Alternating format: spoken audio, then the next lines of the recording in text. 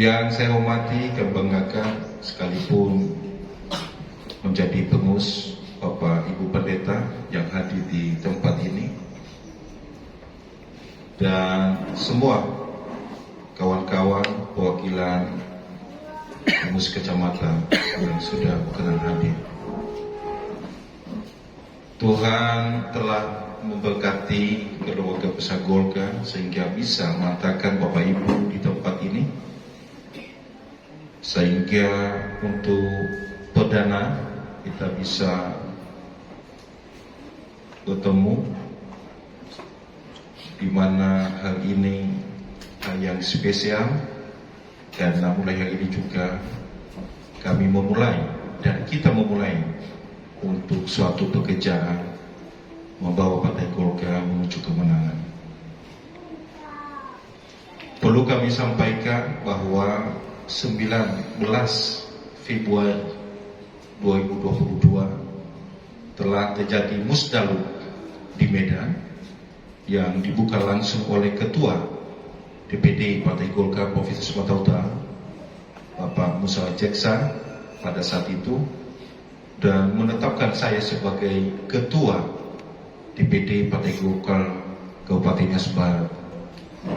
Dan pada saat itu saya ditetapkan sebagai Ketua Tim Formatur dan dibantu oleh kawan-kawan yang lain, sehingga setelah kami sudah susun, maka kami serahkan kepada DPD Provinsi Sumatera Utara, dan tanggal 5 April 2022 telah keluar SK DPD Provinsi Sumatera Utara menetapkan komposisi dan personalia pengurus DPD Partai Golkar Kabupaten Nias Barat. Ini tadi beberapa kegiatan sehingga beberapa kawan-kawan menghubungi saya, ya, sehingga mereka tidak bisa hadir. Semua yang tercantum dalam SK ini sudah dikonfirmasi kesediaannya. Jadi bukan asal tulis nama, tetapi sudah setuju untuk menjadi pengurus, sehingga pada saat itu juga kami mengusulkan namanya. Kemudian partai politik, ya, kita tidak bisa menghindarkan diri kita, karena partai politik itu yang menentukan nasib suatu bangsa, suatu negara, suatu daerah. Kenapa? Karena di tangan orang politiklah yang mengatur kebijakan. Jabatan politik itu kalau di pusat presiden, di pusat menteri, kalau di kabupaten yaitu bupati, wakil bupati, dan anggota DPRD. Di tangan eksekutif dan legislatif yang menentukan nasib bangsa. Bayangkan, anggota DPRD atau bupati, wakil bupati yang menentukan anggaran, dan itu sangat berdampak pada kehidupan bangsa dan negara. Oleh karena itu kita berpolitik, kita tidak mungkin menjadi yang terkecil. Sekali lagi, kita menjadi pengurus partai politik, kita tidak mungkin menjadi partai politik yang terkecil. Tetapi partai politik, Partai Golkar ingin menjadi yang terbesar, sehingga ke depan kita bukan hanya pengikut, tetapi kita menjadi penentu kebijakan ke depan. Oleh karena itu, tentu tantangan ini bagi kita semua untuk, kalau tadinya 2 kursi bisa menjadi 4 kursi atau lebih. Silakan Pak. Jadi Partai Golkar Kabupaten Nias Barat tentu memiliki target minimum 4 kursi di DPD Kabupaten Nias Barat, wajib kita raih di 2024. Kemudian kita juga diwajibkan semua jajaran Partai Golkar mulai dari pusat hingga di desa memenangkan Partai Golkar secara keseluruhan memenangkan Pak Airlangga Hartarto sebagai Presiden Republik Indonesia. Tentunya juga memenangkan Bapak Musa Rajeksa, Ketua DPD Partai Golkar Sumatera Utara, supaya bisa menjadi gubernur ke depan. Kalau untuk Kabupaten Nias, tetap kita pakai Soguna Basatong. Saya sebagai wakil bupati, tentu karena Partai Golkar juga saya ketuanya, maka Partai Golkar adalah partai pemerintah. Sekali lagi ya, karena saya wakil bupati sekaligus juga Ketua DPD Partai Golkar, maka saya katakan Partai Golkar di Kabupaten Nias Barat adalah partainya pemerintah. Tepuk tangan dulu.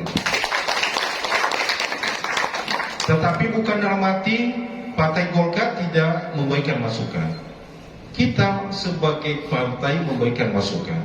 Kita punya anggota DPRD, ya. Ada 2 anggota DPRD kita. Ini Bapak Kamuzau ini sekretaris Partai Golkar, sekaligus juga sebagai anggota DPRD bersama Bapak Emmanuel D. Ya. Oleh karena itu, ya, kita sebagai Partai Golkar, baik juga yang duduk di DPRD Kabupaten Nias Barat, berikan masukan, saran, bahkan kritik. Kalau ada kebijakan pemerintah yang tidak pas, tidak memihak kepada kepentingan masyarakat, sekalipun saya Ketua DPD Partai Golkar, silakan kritik. Sekali lagi, silakan kritik. Sekalipun saya ada di dalamnya, sekalipun partai pemerintah, kalau ada kebijakan, silakan kritik kami. Sekalipun saya adalah wakil bupati, karena kita ke depan berkewajiban untuk memberikan yang terbaik kepada masyarakat Nias Barat.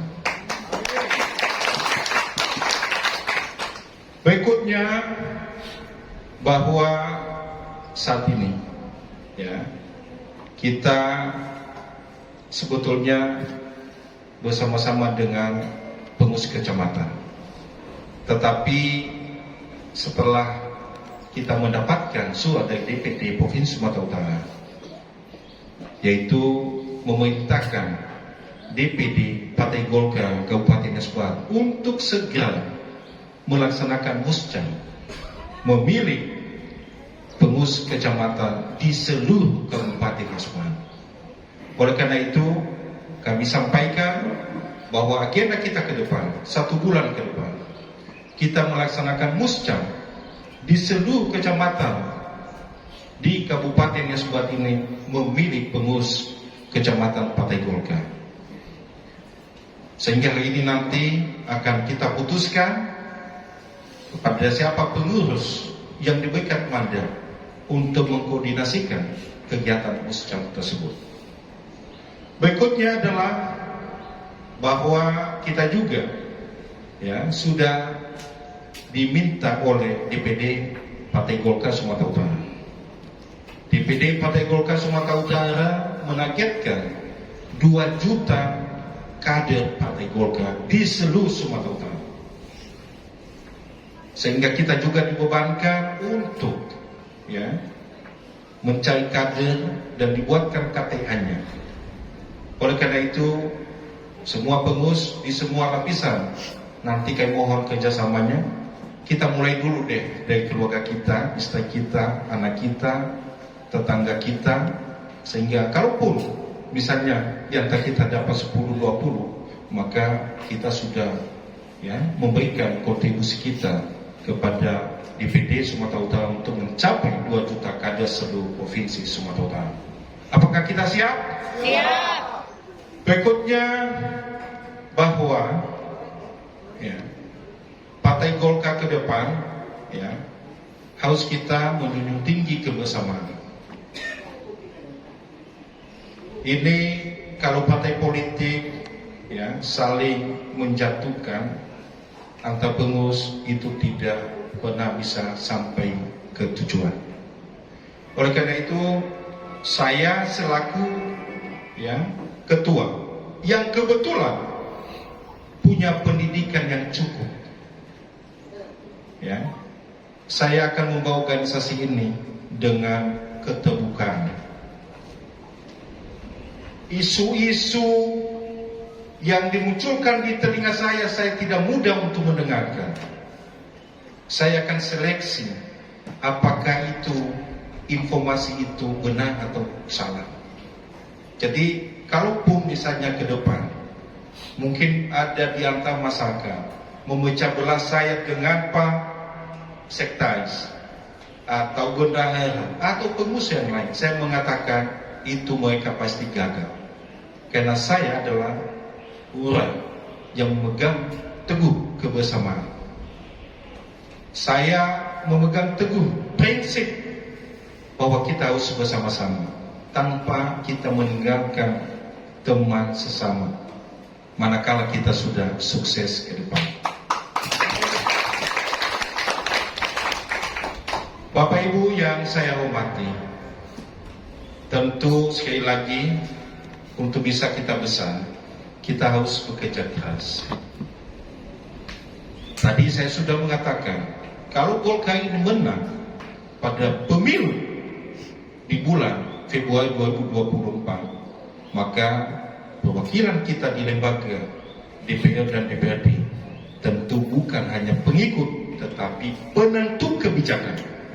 Kita coba berupaya supaya ke depan Partai Golkar menjadi pimpinan di DPRD Kabupaten yang sepakat.